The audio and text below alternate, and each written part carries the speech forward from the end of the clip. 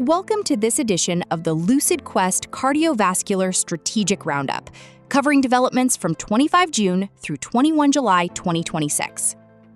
The defining story of this reporting period is that cardiovascular competition is moving from technology validation to evidence-based differentiation. Regulatory approval remains important, but it is no longer enough.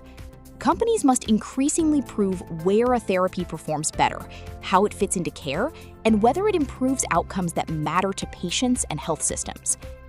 4 themes stood out. The first was the rising evidence bar in structural heart disease.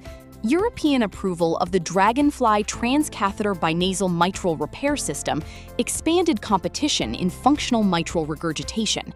More strategically significant, however, was the launch of the randomized TRICURE study, comparing the investigational Topaz tricuspid replacement system with Edwards Lifesciences' EVOQUE platform. This signals a shift from single-arm development toward direct comparative evidence. Physician preference, reimbursement, and future guideline positioning may increasingly depend on measurable differences in implantation, durability, pacemaker requirements, imaging burden, and clinical outcomes. The key uncertainty is whether emerging systems can demonstrate meaningful advantages that remain consistent across operators, anatomies, and healthcare settings. A second theme was the growing importance of the full care pathway. Updated EVAR labeling supported by registry data, evidence favoring less invasive anesthesia during TAVR, and the ICECAP study combining advanced imaging with targeted coronary cryotherapy all show that value is extending beyond the core product. Competitive differentiation may increasingly depend on diagnosis, workflow, recovery, follow-up, and resource use.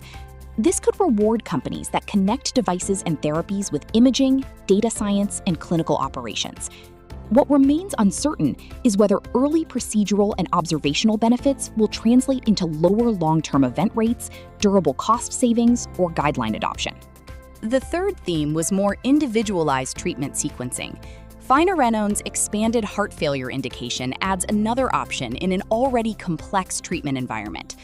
Updated antiplatelet guidance supporting shorter dual therapy in selected post-PCI patients reflects a similar move toward balancing efficacy with bleeding risk. The strategic question is no longer simply whether a therapy works, but where it fits, which patients benefit most, and how risk should be managed over time. Adoption may still be limited by monitoring requirements, payer controls, treatment complexity, and uneven implementation.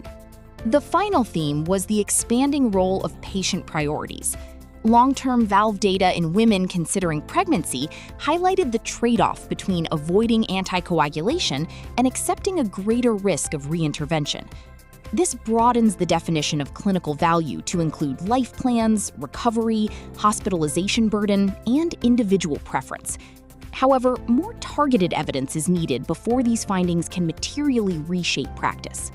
Looking ahead, we will be watching TRICURE enrollment, Dragonfly adoption in Europe, follow-up from ICECAP, Finerenone uptake in heart failure, and prospective evidence on non-general anesthesia during TAVR. The key takeaway is that future cardiovascular market leadership will depend less on being first and more on proving comparative value across the entire patient journey.